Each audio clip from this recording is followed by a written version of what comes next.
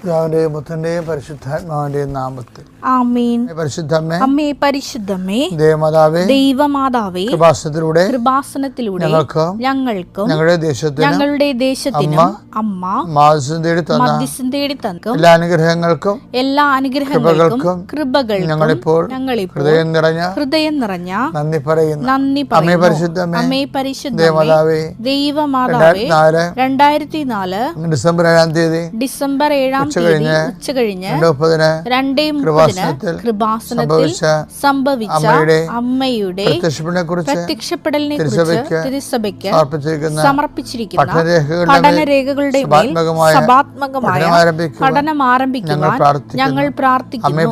അമ്മേ പരിശുദ്ധമേ, ഭൂസ്വർലോകങ്ങളുടെ രാജ്ഞിയായ അങ്ങേയ്ക്ക് ഭൗമസംരക്ഷണത്തിനായി പ്രപഞ്ചപ്രകൃതിയെ തന്നെ തിരുസഭ പ്രതിഷ്ഠിക്കുവാൻ ഈ പ്രത്യക്ഷീകരണം വഴി ഇടയാക്കണമേ. പരിശുദ്ധമ്മേ, ജപമാല മാതാവേ, സകല കൃപാസനം പ്രാർത്ഥനകളോടും ചേർത്ത് ഞങ്ങളിപ്പോൾ പ്രാർത്ഥിക്കുന്ന ഈ കുടുംബത്തിന്റെ പ്രത്യേക നിയോഗം. മക്കളെ,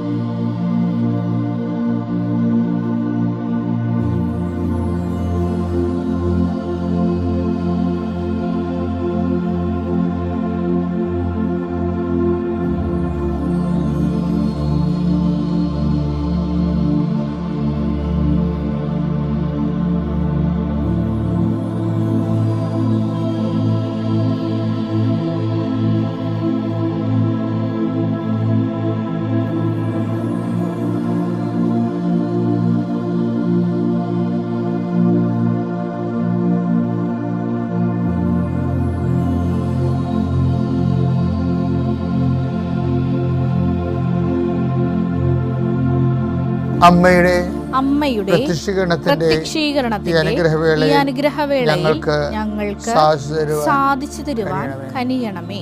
വിശ്വാസ പ്രമാണം. സർവശക്തനായ പിതാവും ആകാശത്തിന്റെയും ഭൂമിയുടെയും സൃഷ്ടാവുമായ ദൈവത്തിൽ ഞാൻ വിശ്വസിക്കുന്നു. അവിടുത്തെ ഏകപുത്രനും ഞങ്ങളുടെ കർത്താവുമായ ഈശോമിശിഹായിലും ഞാൻ വിശ്വസിക്കുന്നു. ഈ പുത്രൻ പരിശുദ്ധാത്മാവിനാൽ ഗർഭസ്ഥനായി കന്യകാമറിയത്തിൽ നിന്ന് പിറന്ന് പൊന്തിയോസ് പീലാത്തോസിന്റെ കാലത്ത് പീഡകൾ സഹിച്ച് കുരിശിൽ തറയ്ക്കപ്പെട്ട് മരിച്ച് അടക്കപ്പെട്ട് പാതാളങ്ങളിൽ ഇറങ്ങി മരിച്ചവരുടെ ഇടയിൽ നിന്ന് 3-ാം നാൾ ഉയർത്ത് സ്വർഗത്തിലേക്ക് എഴുന്നള്ളി സർവശക്തിയുള്ള പിതാവായ ദൈവത്തിന്റെ വലതുഭാഗത്തിരിക്കുന്നു. അവിടെ നിന്ന് ജീവിക്കുന്നവരെയും മരിച്ചവരെയും വിധിക്കുവാൻ വരുമെന്നും ഞാൻ വിശ്വസിക്കുന്നു. പരിശുദ്ധാത്മാവിലും ഞാൻ വിശ്വസിക്കുന്നു. വിശുദ്ധ കത്തോലിക്കാ സഭയിലും പുണ്യവാന്മാരുടെ ഐക്യത്തിലും പാപങ്ങളുടെ മോചനത്തിലും ശരീരത്തിന്റെ ഉയർപ്പിലും നിത്യമായ ജീവിതത്തിലും ഞാൻ വിശ്വസിക്കുന്നു. ആമേൻ. സ്വർഗ്ഗസ്ഥനായ ഞങ്ങളുടെ പിതാവേ, അങ്ങയുടെ നാമം പൂജിതമാകണമേ. അങ്ങയുടെ രാജ്യം വരണമേ. അങ്ങയുടെ തിരുമനസ് സ്വർഗത്തിലെ പോലെ ഭൂമിയിലും ആകണമേ. അന്നു വേണ്ടുന്ന ആഹാരം ഇന്ന് ഞങ്ങൾക്ക് തരണമേ. ഞങ്ങളോട് തെറ്റ് ചെയ്യുന്നവരോട് ഞങ്ങൾ ക്ഷമിക്കുന്നത് പോലെ ഞങ്ങളുടെ തെറ്റുകൾ ഞങ്ങളോടും ക്ഷമിക്കണമേ. ഞങ്ങളെ പ്രലോഭനത്തിൽ ഉൾപ്പെടുത്തരുതേ, തിന്മയിൽ ഞങ്ങൾ രക്ഷിക്കണമേ. ആമേൻ. നന്മ നിറഞ്ഞ മറിയമേ, സ്വസ്തി. കർത്താവ് അങ്ങയുടെ കൂടെ സ്ത്രീകളിൽ അങ്ങ് അനുഗ്രഹിക്കപ്പെട്ടവളാകുന്നു. അങ്ങയുടെ ഉദരത്തിൻ ഫലമായി ഈശോ അനുഗ്രഹിക്കപ്പെട്ടവനാകുന്നു. പരിശുദ്ധ മറിയമേ, തമ്പുരാന്റെ അമ്മേ, പാപികളായ ഞങ്ങൾക്ക് വേണ്ടി ഇപ്പോഴും ഞങ്ങളുടെ മരണസമയത്തും തമ്പുരാനോട് അപേക്ഷിക്കണമേ. ആമേൻ. എൻ്റെ കർത്താവിൻ്റെ ഉന്നതമായ നാമത്തിൽ സ്വസ്ഥം ചെയ്യുന്നു. കർത്താവേ, ഇന്നും മനുഷ്യൻ യാത്ര ചെയ്യുന്ന ദിവസമാണ്, തിങ്കളാഴ്ചയാണ്. സ്കൂളിൽ പോകുന്നവരുണ്ട്, സ്കൂളിൽ അഡ്മിഷന് വേണ്ടി പോകുന്നവരുണ്ട്, ജോലി നഷ്ടപ്പെട്ടവർ ജോലി തിരക്കി പോകുന്നവരുണ്ട്, ആദ്യമായിട്ടും ജോലി കിട്ടിയിട്ട് പോകുന്നവരുണ്ട്. കർത്താവ്, സ്കൂളൊക്കെ തുടങ്ങിയിരിക്കുന്ന സാഹചര്യത്തിൽ പല തരത്തിലുള്ള സ്റ്റാർട്ടിംഗ് ട്രബിൾസിലൂടെ പോകുന്ന ദിവസങ്ങളാണ് ഇതൊക്കെ. അധ്യാപകർക്കായാലും ശരി, കുട്ടികൾക്കായാലും ശരി, അവരോരോരുത്തരും അനുഭവിക്കുന്ന വിഷയങ്ങൾ. ചില കുഞ്ഞുങ്ങൾക്കെങ്കിലും അവരുടെ പഠനത്തിന് ആവശ്യമായ ഉപകരണങ്ങൾ കിട്ടാത്തതും വാങ്ങിക്കാൻ വീട്ടിൽ ശല്യപ്പെടുത്തുമ്പോൾ വാങ്ങിക്കാൻ മോനെ എന്നൊക്കെ അപ്പനും അമ്മയൊക്കെ പറയുമ്പോഴും മറ്റുള്ളവരതൊക്കെ വീട്ടിൽ അവിടെ കൊണ്ടുവരുമ്പോഴും കുഞ്ഞായി പോകുന്ന കുഞ്ഞുങ്ങളുണ്ട് സ്കൂളുകളിൽ, ചെറിയ ക്ലാസ്സിലായിരിക്കും വലിയ ക്ലാസ്സിലൊക്കെ. അപ്പോൾ അതുകൊണ്ട് അതൊക്കെ എല്ലാം മനസ്സിൽ പിടിച്ച് നിങ്ങൾ ആരെയും കൊച്ചാക്കി കാണരുത്. നിങ്ങൾക്ക് ഇങ്ങനൊരു കാലം ഉണ്ടാകും. അതുകൊണ്ട് കുടുംബത്തിൻ്റെ ആവശ്യകതകളോടുകൂടി നിങ്ങൾ സന്തോഷത്തോട് യോജിച്ച് അവരെല്ലാം പ്രോത്സാഹിപ്പിച്ച് കൊണ്ടുപോകണം. ആരെയും വേദനിപ്പിക്കുകയോ മാതാപിതാക്കന്മാരെ കൊച്ചാക്കുകയോ നിങ്ങളുടെ കാര്യങ്ങൾ നടത്താൻ വരുമ്പോൾ ചവിട്ടിത്തുള്ളി തോന്നിവാസം പറയുകയോ ചെയ്യരുത്. നിങ്ങൾക്കൊരു കാലം ഉണ്ടാകുമെന്ന് ഓർത്തേക്കണം. അതുകൊണ്ട് എല്ലാ മാതാപിതാക്കന്മാരെയും മക്കളുടെ കാര്യം നിർവഹിക്കാൻ വേണ്ടി രാത്രിയും പകലും കഷ്ടപ്പെട്ടും വായ്പ ചൊരച്ചു പോലും കിട്ടാതെ സ്വയം ചെറുതായും ഈ ലോകത്ത് തനിക്ക് സ്വാധീനം പോലും ഇല്ലല്ലോ, തങ്ങൾക്ക് വേണ്ടി വാദിക്കാനും പറയാനും ആരും ഇല്ലല്ലോ എന്നൊക്കെ ഓർത്തിട്ട് എല്ലാ മേഖലകളിലും ഉള്ളവർ ഓരോ മേഖലകളിലും തങ്ങൾ കേമന്മാരാണെന്ന് കഴിയുന്നവർ പോലും അവരുടെ കഴിവുകേടുകൾ ചില സമയത്ത് നിസ്സഹായ തിരിച്ചറിയുന്ന കുറേ സ്ഥലങ്ങളുണ്ട്. കർത്താവേ, അവിടെയെല്ലാം നീ മാത്രമാണ് ദൈവമെന്ന് ആ മനുഷ്യർ മനസ്സിലാക്കാൻ വേണ്ടി മാത്രമുള്ള അനുഭവങ്ങൾ കൊണ്ടുപോകുമ്പോൾ അതിലാണ് ദൈവത്തിൻ്റെ ഉദ്ദേശം എന്നുള്ള വെളിവ് അവർക്ക് നൽകിക്കൊണ്ട് കർത്താവ് നിന്നിൽ പൂർണ്ണമായി ആശ്രയിക്കാൻ വിശ്വാസത്തിൻ്റെ പുതിയ തലങ്ങളിലേക്ക് അവർ എത്തിക്കുന്ന നിൻ്റെ കാരുണ്യത്തെ ഓർത്ത് നന്ദി പറയാൻ കർത്താവ് സഹായികൾ പ്രാർത്ഥിക്കുന്നു. വിവാഹ പ്രായമായ മക്കളെ കർത്താവെ, ഈ വർഷകാലം കഴിയുമ്പോൾ കല്യാണം വരാൻ പോകുന്ന ഒത്തിരിയേറെ കുടുംബങ്ങൾ ഇപ്പോൾ കല്യാണം സെറ്റ് ചെയ്തുകൊണ്ടിരിക്കുന്ന കാലമാണ്. ഈശോയെ, അതിനുള്ള വഴികൾ അന്വേഷിക്കുകയും ഒക്കെ ചെയ്തുകൊണ്ടിരിക്കുന്ന കാലമാണ്.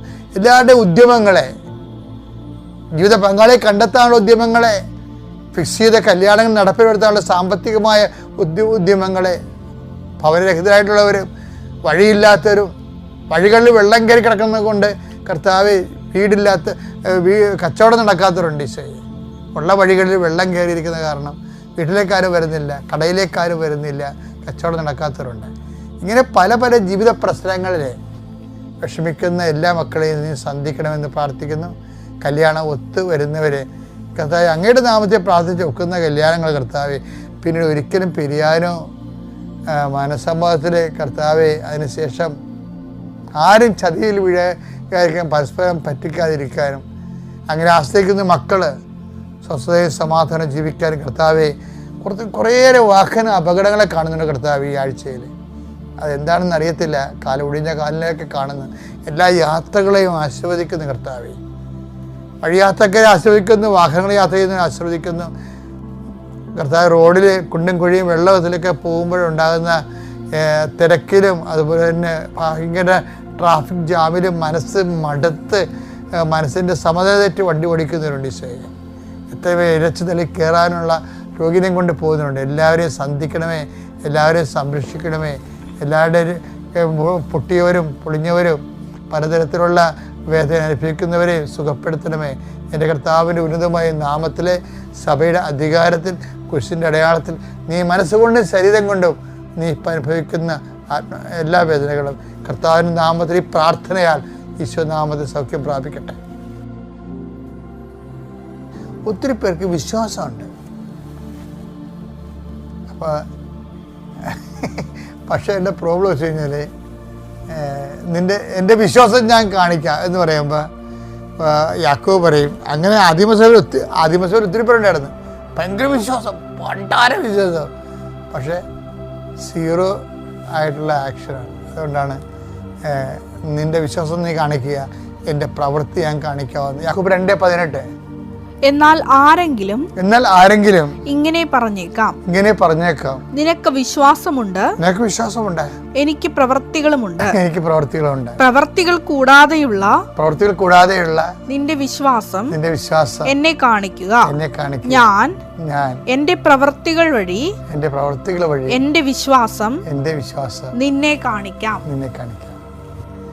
വിശ്വാസത്തിൽ വളരുന്നു, പക്ഷെ വിശ്വാസത്തിൻ്റെ ഫലങ്ങൾ കാണുന്നില്ല. അത് ഇത് ഒരു ആത്മീയ നമ്മൾ കാണുന്ന ഒരു വിരോധാഭാസമാണ്. വിശ്വാസത്തിൽ വളരുന്നു, വിശ്വാസത്തിൻ്റെ ഫലങ്ങൾ കാണുന്നില്ല. അത് ആ വിശ്വാസം എന്തു ചെയ്യും? അത് ഇപ്പോഴല്ല, പണ്ട് മുതലേ ഈ ബൈബിളിന് ഭയങ്കരമായിട്ട് വിസ്തരിക്കപ്പെടുന്നൊരു വിഷയമാണ്. അതുകൊണ്ട് യാക്കോബൊക്കെ പറയും വിശ്വാസത്തിൽ വളരുന്നു എന്ന് പറഞ്ഞാൽ അങ്ങനെ വളരണമല്ല. എന്താ സംഭവം? പ്രവൃത്തികളാണ് നീതീകരിക്കപ്പെടുന്നത് അല്ലേ? യാക്കോബ് 2:24. മനുഷ്യൻ വിശ്വാസം കൊണ്ട് മാത്രമല്ല പ്രവൃത്തികളാലുമാണ് പ്രവൃത്തികളാലുമാണ് നീതീകരിക്കപ്പെടുന്നതെന്ന് നിങ്ങൾ അറിയുന്നു. ഇതിൻ്റെ അകത്ത് വരുന്നൊരു വിഷയമേ അവിടെയും ഒരു ഗ്രഡേഷൻസാണ് വരണത്. വിശ്വാസം നീതീകരിക്കപ്പെടുന്നില്ല എന്ന് ബൈബിൾ പറയണില്ല, പക്ഷേ നീതീകരിക്കപ്പെടുന്നു എന്നുള്ളതിൻ്റെ ലംസ് ഓഫ് ജസ്റ്റിഫിക്കേഷൻസ് എന്ന് പറയണത് അത് ഏറ്റവും അറുതിയിലാണ് കിടക്കുകയാണ്. അപ്പോൾ ലൂക്ക 12:48 അതുപോലൊരു വചനമാണ്, വായിച്ചോളൂ. അധികം ലഭിച്ചവനിൽ നിന്ന് അധികം ആവശ്യപ്പെടും, അധികം ഏൽപ്പിക്കപ്പെട്ടവനോട് അധികം ചോദിക്കും. അധികം ഏൽപ്പിക്കപ്പെട്ടവനോട് അധികം ചോദിക്കും. അതുകൊണ്ട് ഞങ്ങളൊക്കെ മരിച്ചു പണി ചെയ്യണതിൻ്റെ കാര്യം എന്താ, കുഞ്ഞുനാൾ നല്ല കാലത്ത് തന്നെ കർത്താവ് അതിനെ ദൈവവിളി തിരിച്ചറിഞ്ഞു. പിന്നെ ദൈവവിളിയിലേക്ക് വന്നപ്പോൾ എന്താ വെച്ച് കഴിഞ്ഞാൽ കുടുംബജീവിതക്കാർക്ക് കിട്ടാനുള്ള സമയം ഞങ്ങൾക്ക് കിട്ടണില്ലേ. കുടുംബജീവിതക്കാർക്ക് എന്തെല്ലാം കാര്യങ്ങൾ കഴിഞ്ഞിട്ടാണ് അവരുടെ ജോലി, അവരുടെ ഓവർ ടൈം, പിന്നെ അവരുടെ കടങ്ങൾ, വീട്, എന്തെല്ലാം കാര്യങ്ങൾ ചെയ്തിട്ടാണ് അവർക്ക് പിന്നീട് സമയം കിട്ടുന്നത്. അവർ എന്നിട്ട് അതിൻ്റെ അകത്ത് നിന്നുകൊണ്ട് ഒരു ഏൺ ചെയ്യുന്നവരെ കണ്ടിട്ട് ഞാൻ ഞെട്ടിപ്പോയിട്ടുണ്ട്. എന്താ കാര്യം, അവർ ആ ഒരു ഫോർമാറ്റ് നിന്നുകൊണ്ട് തന്നെ കർത്താവ് ഒരു സമയം ദൈവത്തിന് വേണ്ടി നിശ്ചയിക്കാതെ എല്ലാ സമയവും ദൈവത്തിനുമായിട്ട് ജീവിക്കുന്ന ആൾക്കാരുണ്ട്. അപ്പോൾ അവരുടെ കണക്ക് പുസ്തകം എടുക്കുമ്പോൾ ഞങ്ങളുടെ കണക്ക് പുസ്തകം വെച്ച് കഴിയുമ്പോൾ കർത്താവ് പറയും, അവർക്ക് ടൈം കുറച്ചാണ് കൊടുത്തത്, പക്ഷെ അവർ ഓട്ടി അടിച്ച് നിങ്ങളൊക്കെ കവർ ചെയ്ത് നോൺ സെൻസ് എന്ന് പറയും. അപ്പം അതുകൊണ്ട് അധികം ഏൽപ്പിക്കപ്പെട്ടവരോട് അധികം ചോദിക്കും. നമ്മൾ വിചാരിക്കും സമ്പത്താണോ അതുപോലെ തന്നെ ആളാണോ അർത്ഥമാണോ എന്നല്ല, അവസരങ്ങളാണ്. ഈ ആധ്യാത്മികത എന്ന് പറയുന്നതും അവസരങ്ങൾക്കൊത്ത് കൃപയാർജിക്കാനുള്ള ദൈവത്തിൻ്റെ വിളിയാണ് ശരിക്കും. അപ്പം ശരിക്കും അവസരങ്ങളുണ്ട്, അതാണ് അധികം ഏൽപ്പിക്കപ്പെട്ടതാണ്. അവസരങ്ങൾക്കൊത്ത് ആത്മീയമായി ഉയരുന്നുണ്ടോ, അതാണ് ചോദ്യം.